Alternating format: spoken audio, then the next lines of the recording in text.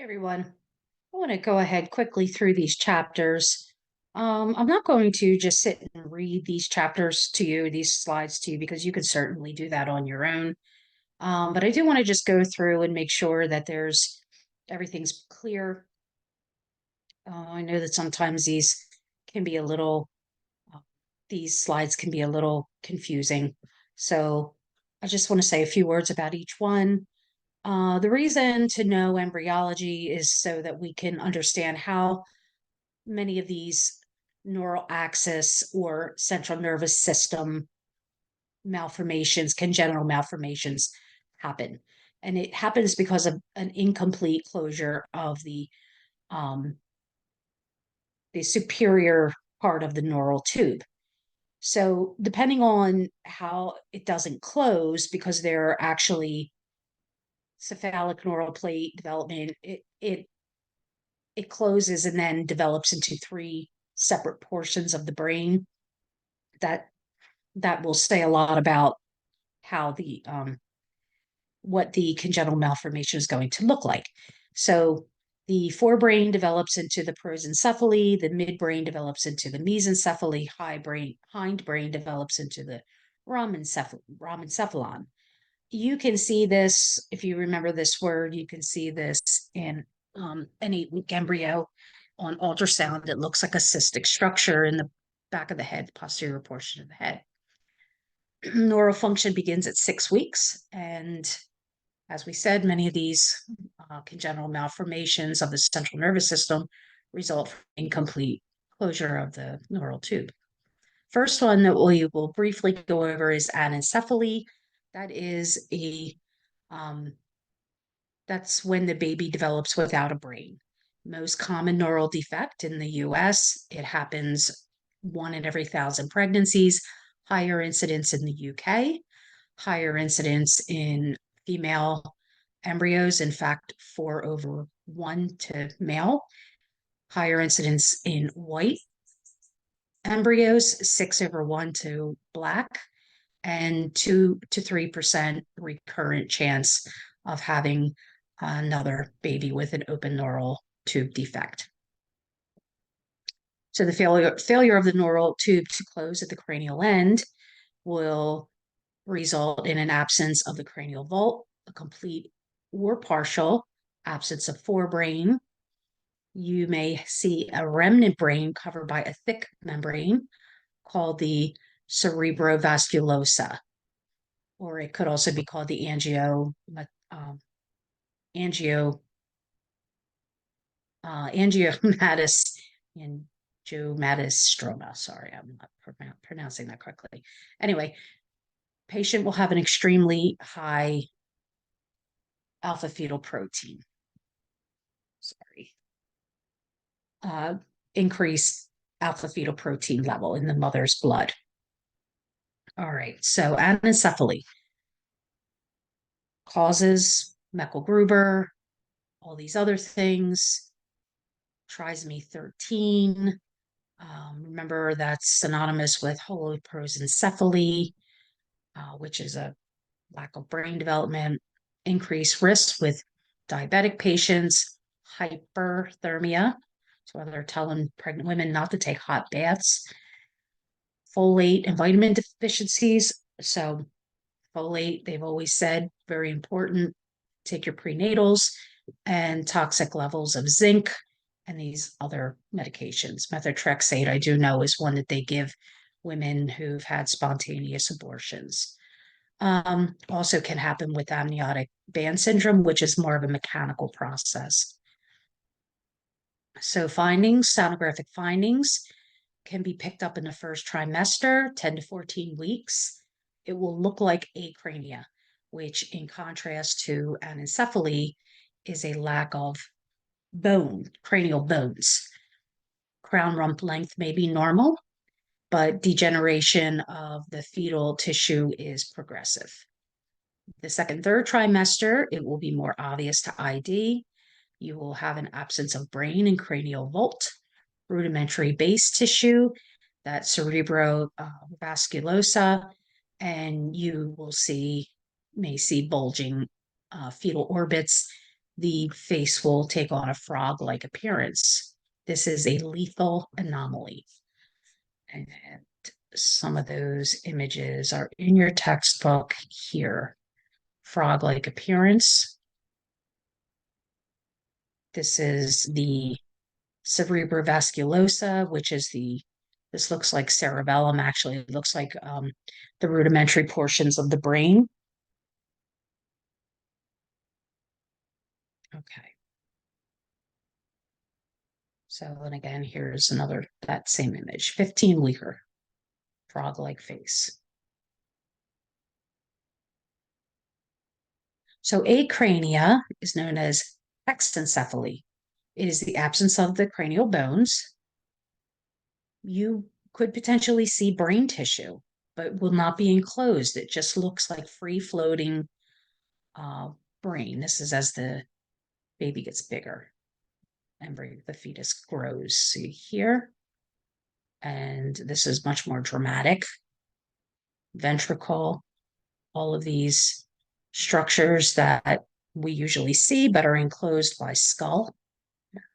And this is that same neonate as in this image. Very, very sad. So this anomaly occurs at the beginning of the 4th week gestation. The mesenchymal tissue fails to migrate, and it does not allow for bone formation over the cerebral tissue. It is rare. It usually progresses to anencephaly as the brain tissue degrades with exposure to amniotic fluid. So even though the anomaly is just affecting the bones, the fetal environment with the acidic amniotic fluid causes then the brain to start to deteriorate. So sonographic appearance is presence of brain tissue without the presence of a calvarium. And just in case you've wondered what is a calvarium, it's the skull cap, it's these bones here. Anyway, disorganization of brain tissue, prominent sulcal markings, bilobed brain best identified in the first trimester as Mickey Mouse. This is a very typical sonographic look or feature of acrania, absent cranium, patient with elevated alpha fetal protein. If any of you belong to sonographers do it in the dark, somebody posted a picture today. Relatively new tech had one of these, wasn't 100% sure what it was, posted to the group, and everybody confirmed, yes, that is what you're seeing, which was a super find on her part. Cephalocele is a neural tube defect with meninges or meninges and brain herniation through the defect in the calvarium. So there are 3 categories of this, and really if you just use your root words as the definitions, it'll be easier to remember. So let me get to something about my dementia, guys. Probably a squirrel outside. Okay, sorry guys. So categories of cephalocele. Neural tube defect in which the meninges alone or the meninges and brain herniate through a defect in the calvarium. So encephalocele is a term used to describe the herniation of the meninges and the brain through the defect. Cranial meningeocele describes a herniation of the meninges only. So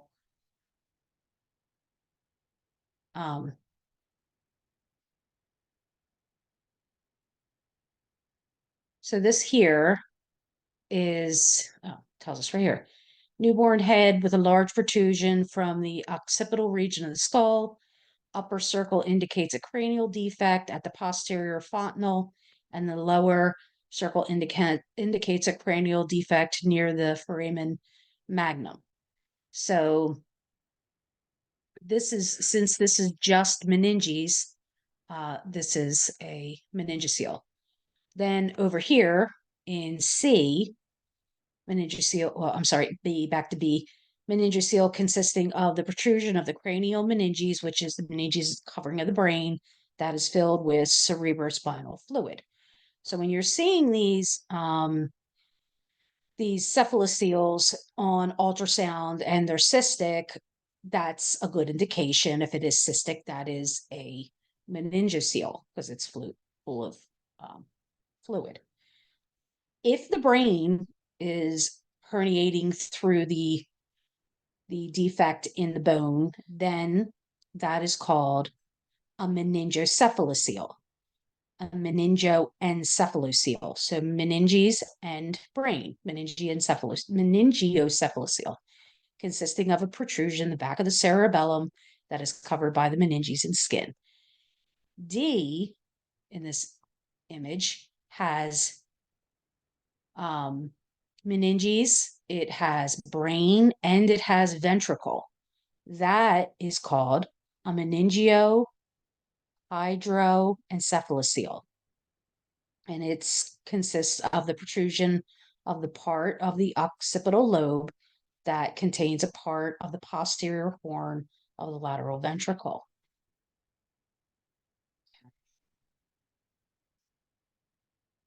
So that is an encephalocele. So this is meninges. Well, it's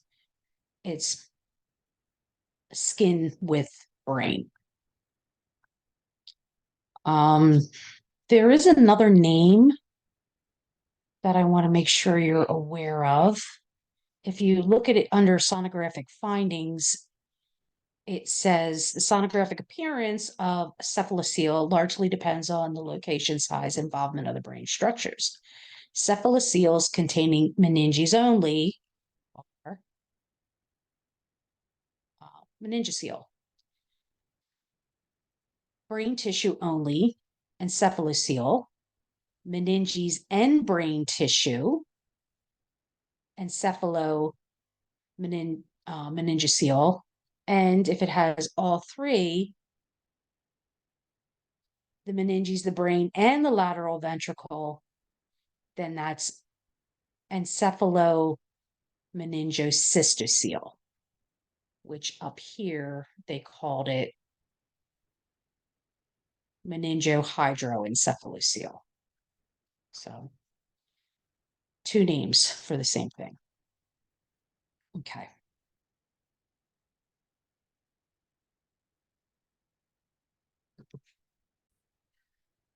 Okay, so we've got some images. This is an encephalocele. You've got the sac protruding from the cranium containing fluid and solid component.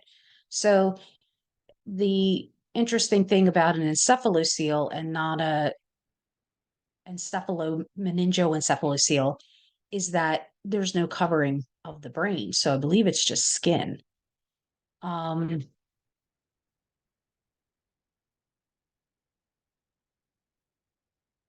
So encephalocele is part of Meckel-Gruber syndrome, brain tissue herniating from the occipital region, large echogenic kidneys consistent with autosomal recessive polycystic kidney disease, and polydactyly was noted in the hands on this baby. So those are some of those images.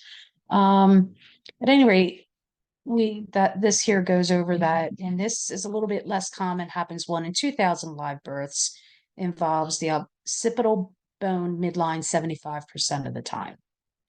Sonographic findings, locations, if it's occipital, which is the back of the head, between the lambdoid suture and the foramen magnum, 75% of the time.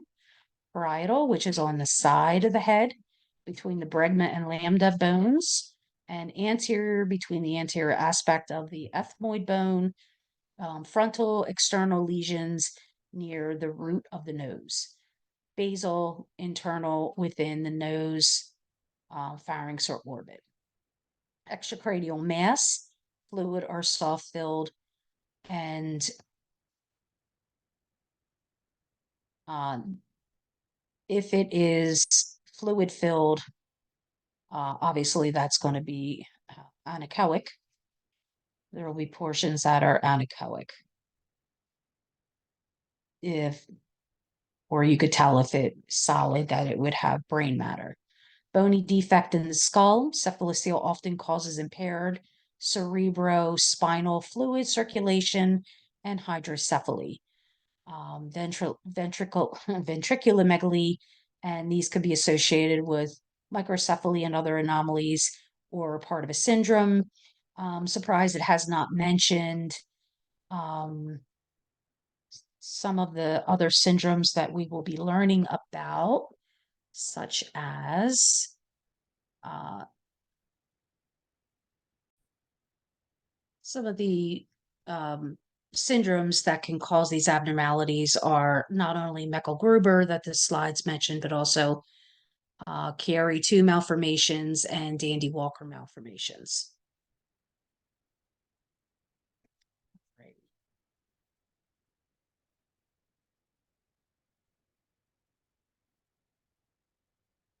So this is just what we already went over in the book. This here, meningocele, it is anechoic, except for what looks like artifact. Probably this gain needs to be turned down. All right, rolling into spina bifida. That is an incomplete closure of the spiny elements of the spine on the other side of the tube, the one that is more caudal. So the lamina and the spinal processes may be exposed posteriorly. Wide range of neural tube defects, or I'm sorry, closure defects within spina bifida. Spina bifida is really just a category. You have spina bifida occulta, which is covered with skin or hair. It is a closed neural tube defect. Then you have the meningocele, which is down in the spine, but same thing. See if we can get an image. Here we go. So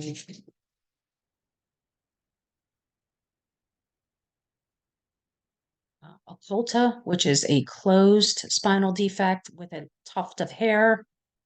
You could have meningocele, which bulging of the skin and cerebrospinal fluid filled.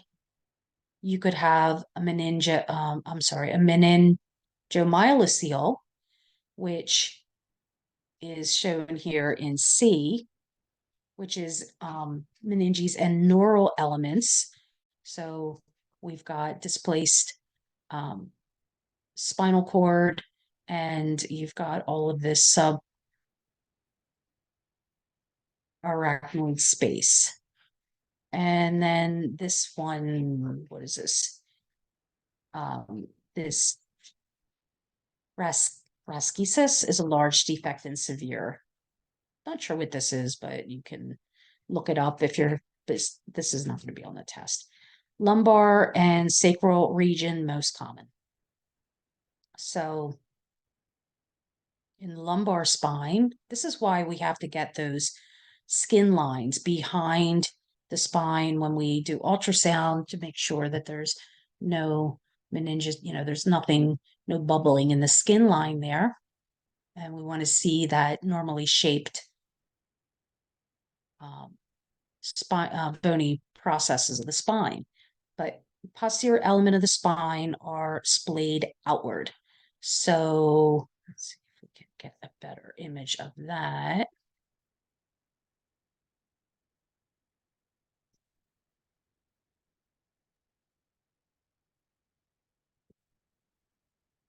So the spine looks, these processes here look like a V. They kind of point outward. Let's look at a normal one so you can tell the difference. So here's a picture of a normal lumbar spine. This is an example here. You've got your lamina, you've got your vertebral body, and this is the cord on the inside here. And you can see that um, the lamina lay flat, but when there's something pushing it, it kind of comes up like this and maybe even outward like so. So this is what this is illustrating right here. So posterior elements of the spine are splayed outward. Myelomeningocele is flat in this plane. Defect in spine cannot be seen in this view. The fluid-filled myomeningocele is well seen. So you're not seeing the problem in the spine, but you are seeing the skin line. And the coronal plane is what demonstrates this fusiform enlargement. Remember, fusiform means spindle-like. So like how those the aorta aneurysms would give that look as well. So if you ever saw something that looked abnormal, you would want to be sure that you looked at it all three ways. But you can see that this bowing of the spine shows that there is an enlargement of the spinal canal in the area, indicating spina bifida, where it should look like the, like so, like, well, that's in Sag, but in a coronal view, it should look like railroad tracks as well.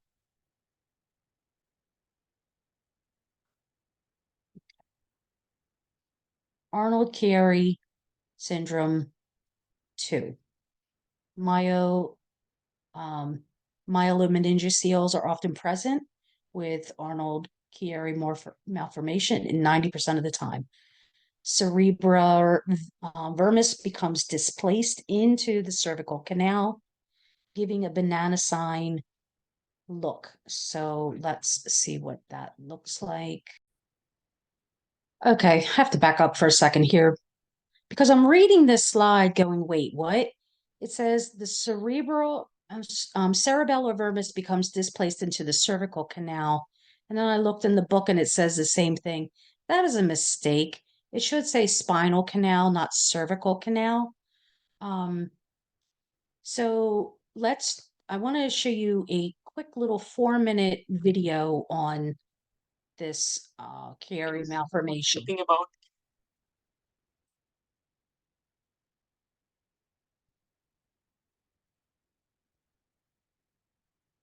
for a second. I want to make sure that this is capturing. I think we're good.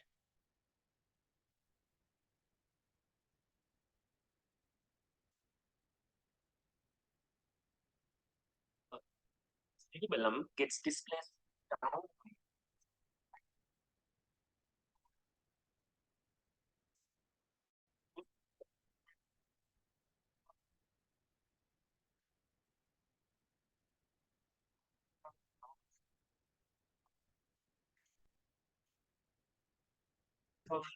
Chiari malformation.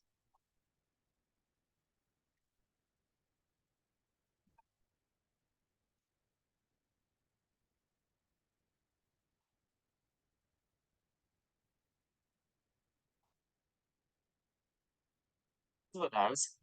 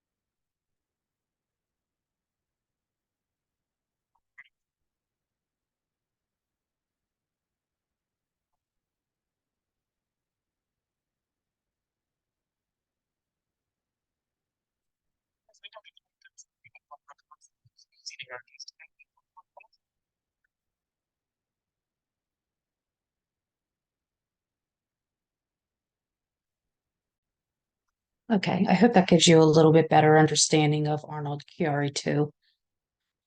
Alrighty. So as we said, myelomeningocele, most often 90% of the time, you will see at the level of the sacrum, the cerebrovermis becomes displaced into the spinal canal, giving it a banana sign appearance on ultrasound, called a displacement of the cranial structures, causes scalloping of the frontal bones, which cause the lemon sign. The frontal bones, how they become, instead of rounded, they become kind of flattened in the front. Looks like a lemon sign. So, banana sign and no fluid. You're not seeing any fluid in the cisterna magna, and lemon sign.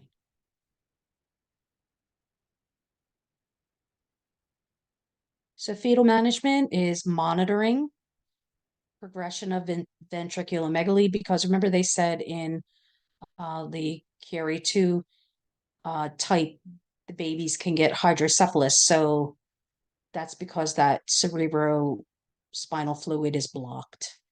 Early delivery for ventricular shunting, C-section to prevent motor function, and surgical repair of defects within the uterus.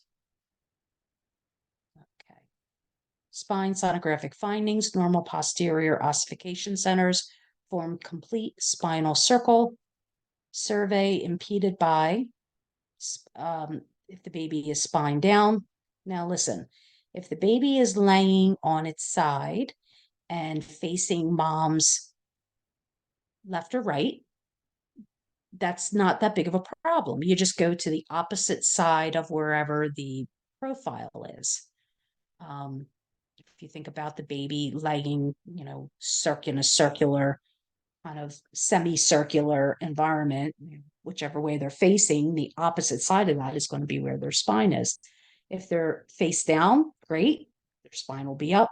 But if they're face up, spine down towards mom's spine, that's a problem. You're not going to be able to see it.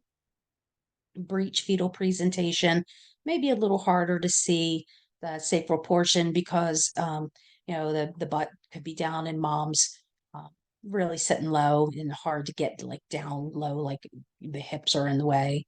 A LIGO, you're not going to see. um, it's going to be hard to see everything in a LIGO because you need that fluid, and maternal obesity can be a problem too. One trick you can use for maternal obesity is turn the mother on her side facing you or away from you. Facing you is probably a little easier. Um, and then scan through the side of her belly. What happens is um, the pannus kind of falls down on the bed, and it gives you a nice area to scan on her side, kind of like how you might scan a kidney, but maybe just a little bit more anterior. So spina bifida sonographic features or findings, splaying of the posterior ossification center. We had talked about how, those little laminar discs are like this, but then as, something is pushing them, they can end up splaying out. A V or U configuration, protrusion of a sac. Maybe if it's anechoic, then that means it's a meningocele. If it contains neural elements such as the spinal cord, that is a myelomeningocele, and you will see echoes. A cleft in the skin, a dimple on the right above the gluteal cleft is a sign, a feature. So let me see if I can find that.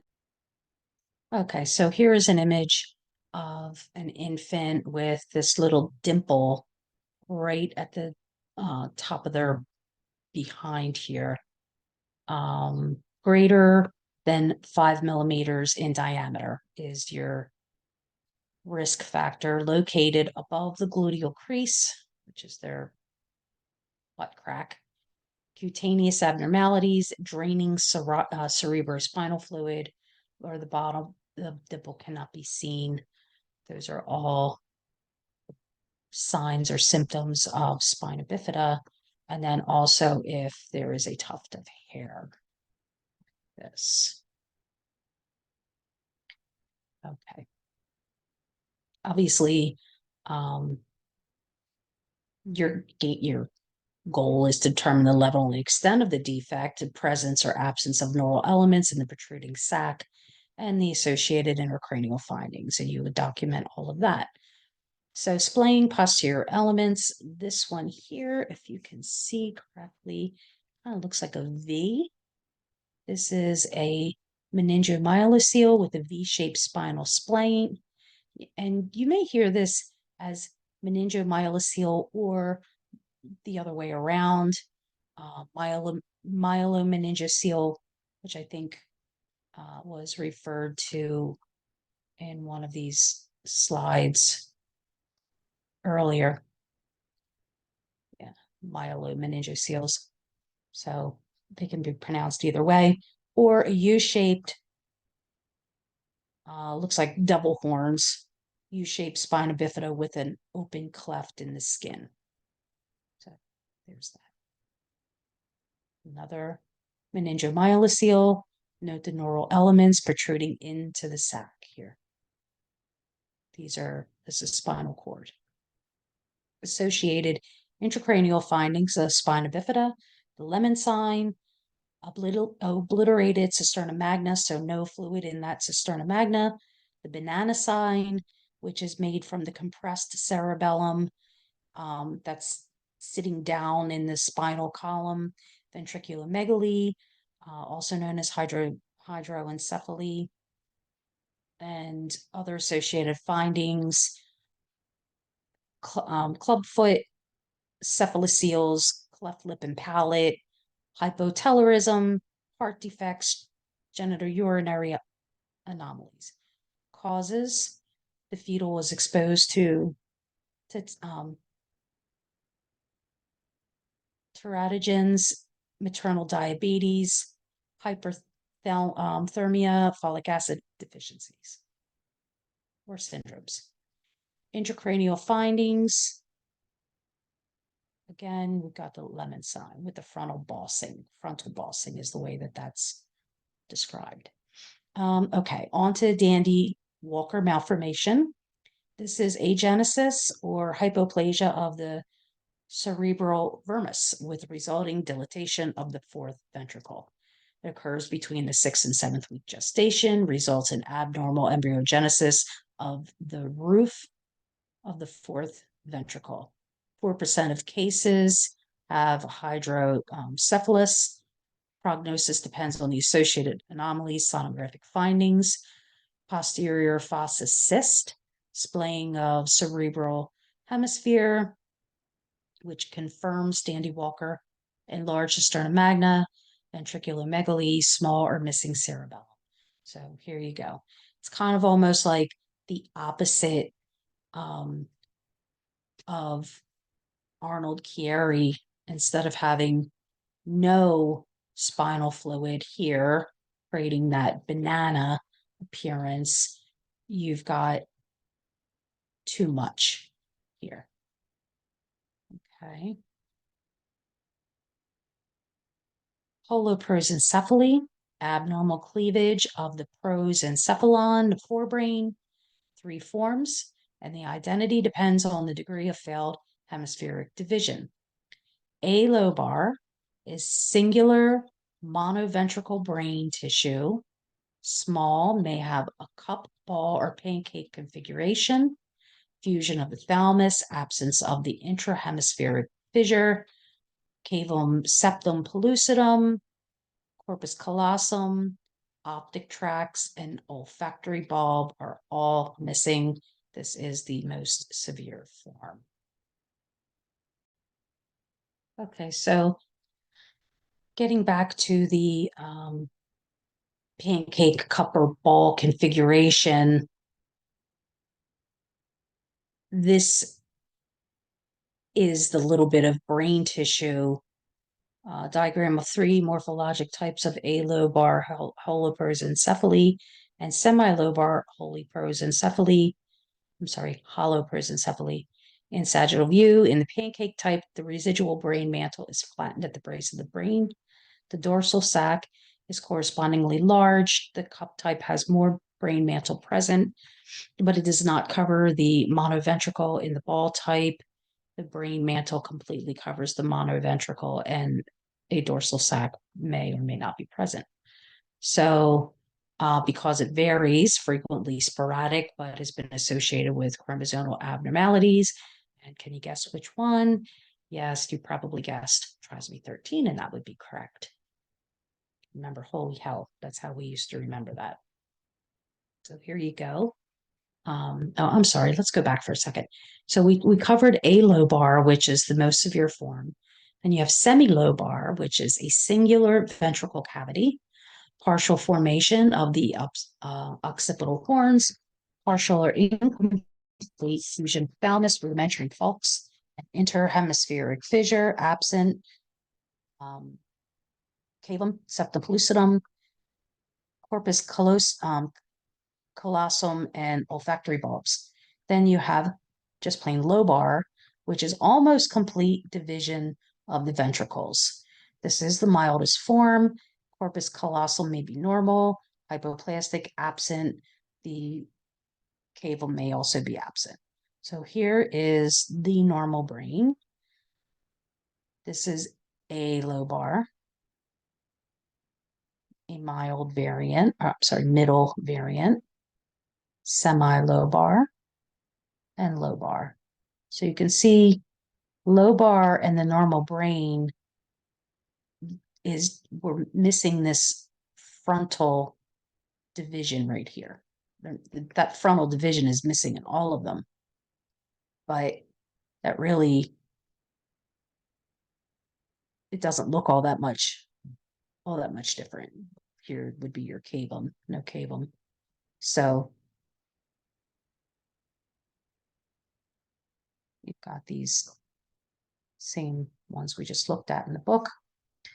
Causes, usually sporadic event associated, not even 50% of the time, or 50% of the cases is caused by trisomy 13, multiple syndromes, Meckel-Gruber, Aicardes, all of these. Genetic factors, rare familiar patterns, deuterogens, things that are cause like toxins during gestation, such as alcohol, phenytoin. Sorry, guys, hold on. Maternal diabetes, congenital infections, retinoic acid. I don't know what that is. I'm sorry. Prognosis is uniformly poor. Most severe, the fetus dies at birth. And the least severe is usually with severe mental retardation. So just because the brain doesn't look that much different does not mean that it is not that much different. Okay.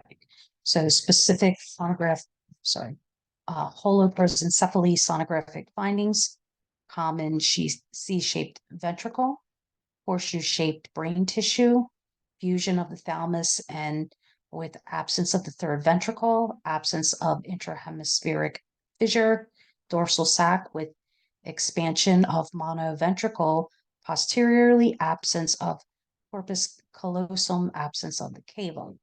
So let's see if we can actually find some ultrasound pictures that might be a little better than these ones that are a little bit more clear. Okay, we can always count on good old Dr. Sam for some nice images here. So this is a monoventricular cavity. This is semi-lobar versus normal.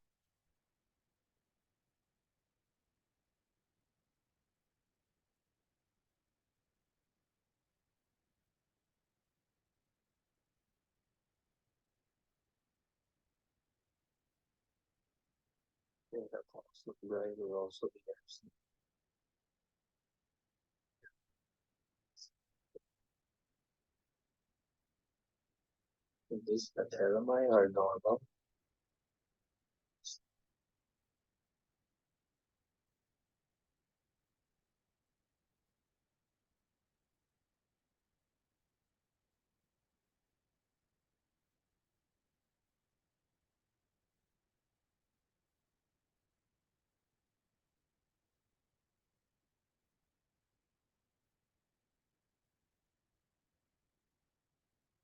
The teardrops.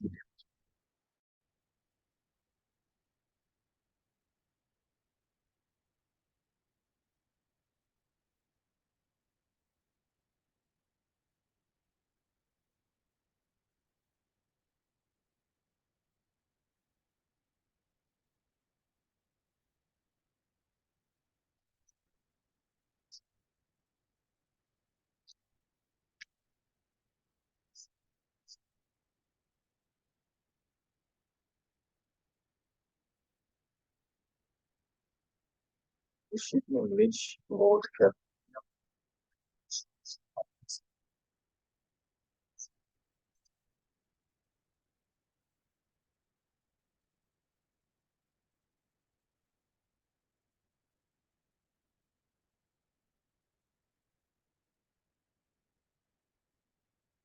the condition in which the delirium was absent.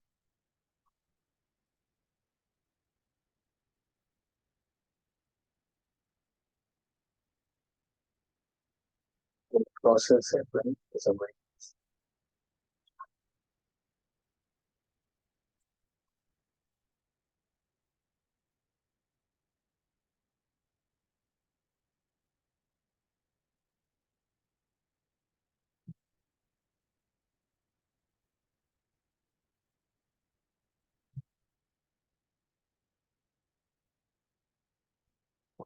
Electrical, monoelectric.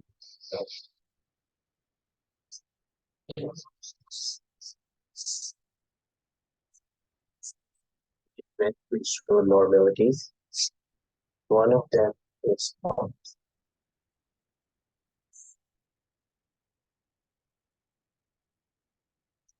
study image showing losses.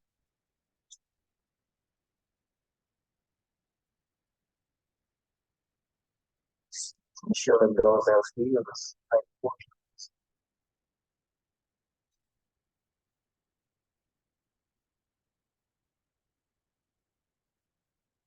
1.3 centimeter.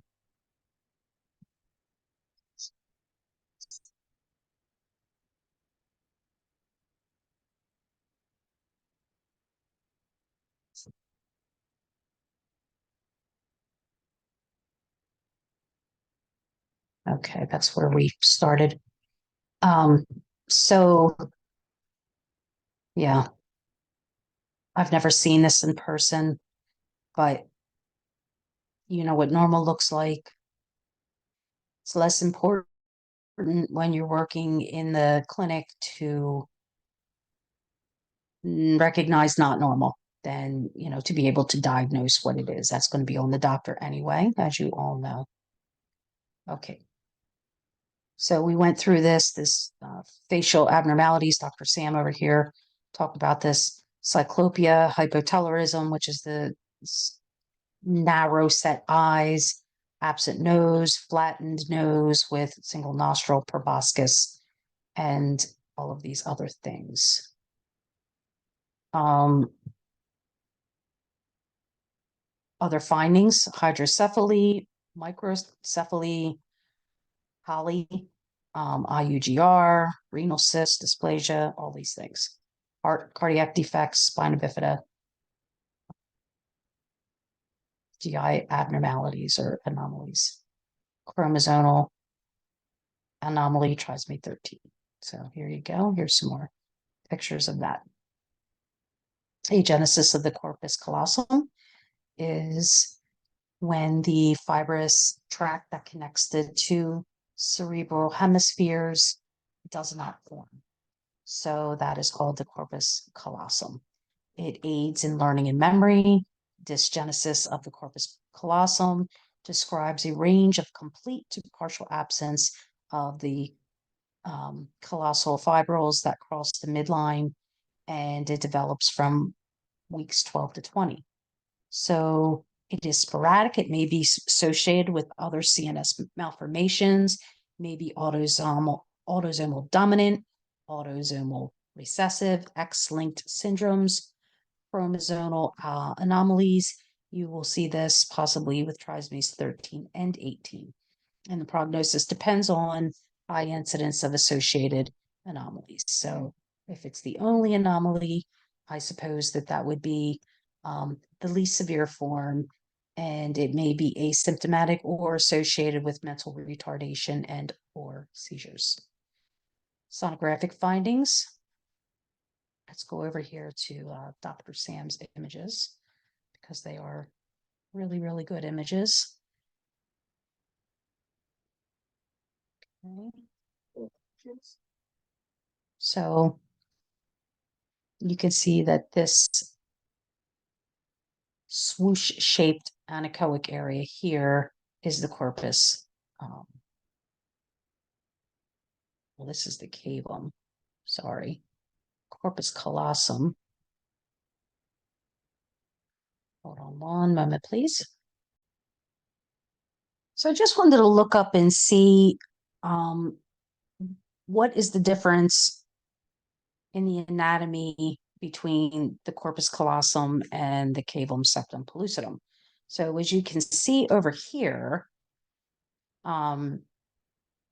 this in red is the corpus. It's got several different parts, as you can see here: rostrum, genu, body. And then the septum, cavum septum pellucidum, is this area that sits inferior to this anterior portion here. And then you've got the lateral ventricle under.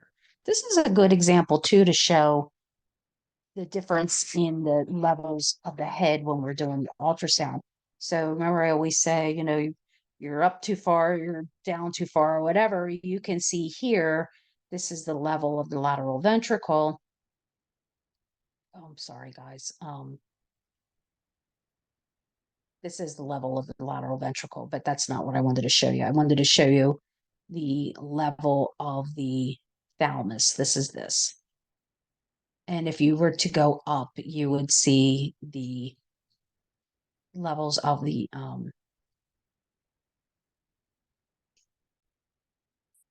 sorry, I wanted to get a better picture.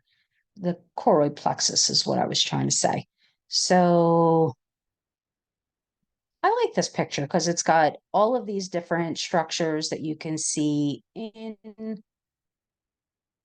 relationship to the rest of them. But it's interesting because look here, you follow this down. I guess this is the choroid plexus, but then there's another choroid plexus down here. So It's not important in terms of the test, but it's, just help clear up what we're actually looking at and looking for. So, agenesis of the corpus callosum, sonographic findings, absence of the corpus callosum, which again is this portion, the solid portion right above the cavum. That's the anechoic portion because it's looks like it's full fluid here. You've got this solid portion just superior to it. uh, so elevation and dilation of the third ventricle. See if we can find that on here. Let's see if it makes sense why you'd have that. Here's the fourth ventricle down here. And the third ventricle, I know you can see it in the area of the thalamus when you're looking at that. It's that little slit that you can see. Anyway, can't find it. Widely separated lateral ventricles, frontal horns with medial indentation of medial walls, dilated occipital walls, giving the lateral ventricles a teardrop shape, which Dr. Sam talked about, and the absence of the cavum. So sonographic findings, others are other central nervous system anomalies such as holoprosencephaly, Dandy Walker malformation, cranial lipoma, Arnold Chiari, which is Chiari 2 malformation, and all of these. Cardiac malformations seems to go along with a lot of these congenital disorders. Diaphragmatic hernia, lung agenesis or dysplasia, absent or dysplastic kidneys, multiple chromosomal anomalies and syndromes in trisomies 13, 18, and 8, which I have never heard of and you don't need to remember. But just so you know, it is this Aicardi syndrome. All right. So this is what your absent cavum is going to look like. You see this, you know that this is not normal. You call the doctor. Aqueductal stenosis results from obstruction, atresia, or stenosis of the aqueduct of Sylvius, causes ventriculomegaly. Aqueduct of Sylvius connects the third and fourth ventricles. So here's our fourth ventricle.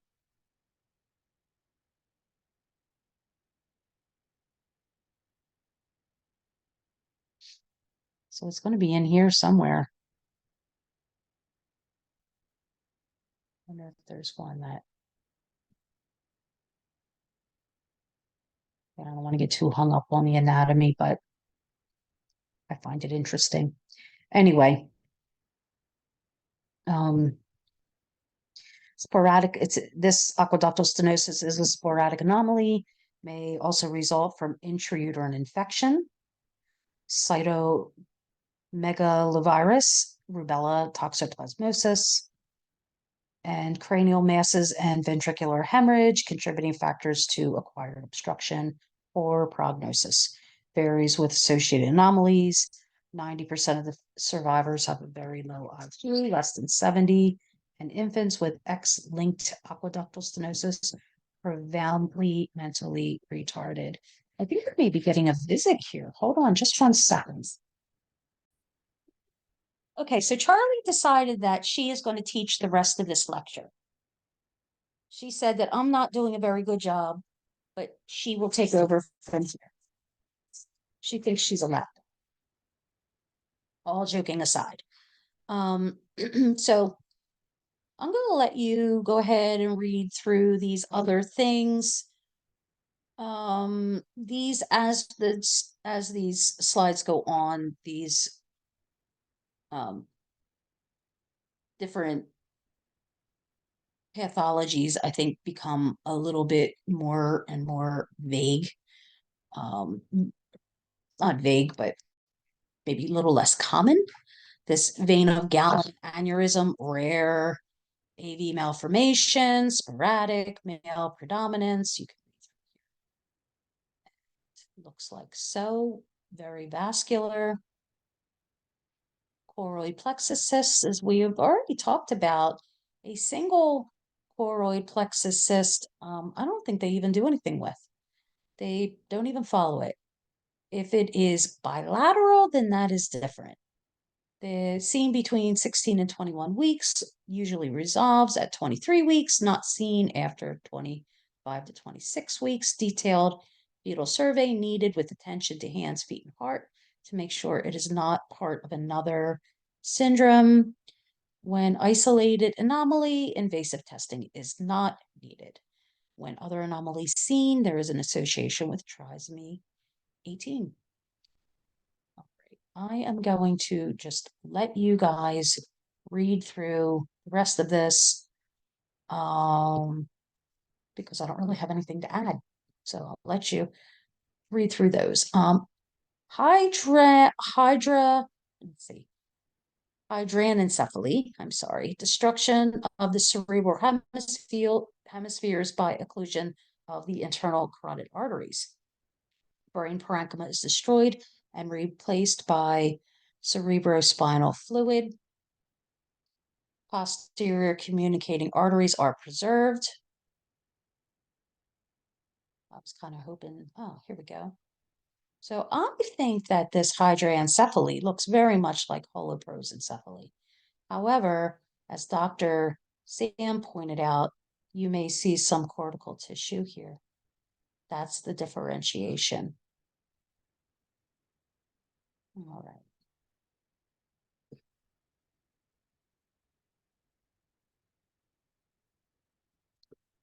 And don't get confused between hydra, or let me say that again, hydranencephaly and hydrocephalus. Those are two different things. Hydrocephalus is ventriculomegaly. It is a dilation of the ventricles, obstruction of cerebrospinal fluid flow. Hydrocephalus occurs when ventriculomegaly causes enlargement of the fetal head. Non-communicating hydrocephalus is obstruction from within the ventricular system, a ventricular defect, such as aqueductal stenosis. If it's communicating hydrocephalus, an obstruction from outside the ventricular system, such as an arachnoid cyst between the skull and the surface of the brain. And there could be an overproduction of cerebrospinal fluid. So there is that. And specific findings progresses from occipital horns to temporal to frontal, lateral ventricles measure equal that greater than or equal to 10 millimeters. We already knew that. A dangling choroid sign, dilation of the third and fourth ventricles, head enlargement. 80% of the cases with ventriculomegaly, intracranial, face, heart, kidneys, abdominal wall, thorax, and limbs, shunt placement may be an option. So associated sonographic findings present in 80% of these cases. Maybe these other things. So this comes along with other things. C-section delivery for large head size, document complete Fulks, choroid plexus, third, fourth ventricles to differentiate from other anomalies. And this is that dangling choroid sign. Microcephaly, abnormally small head, 2 standard deviations below mean. Oh, and she's gone. Brain reduced in size, autosomal dominant, or autosomal recessive pattern. Small BPD, small head circumference, abnormal AC to, head circumference to abdominal circumference, and head circumference to fetal femur length ratios. So you will have a normal and an abnormal and an abnormal. It throws those ratios off. Okay. And that's it. All right, guys. Thanks for hanging with me. On to chapter 61 next.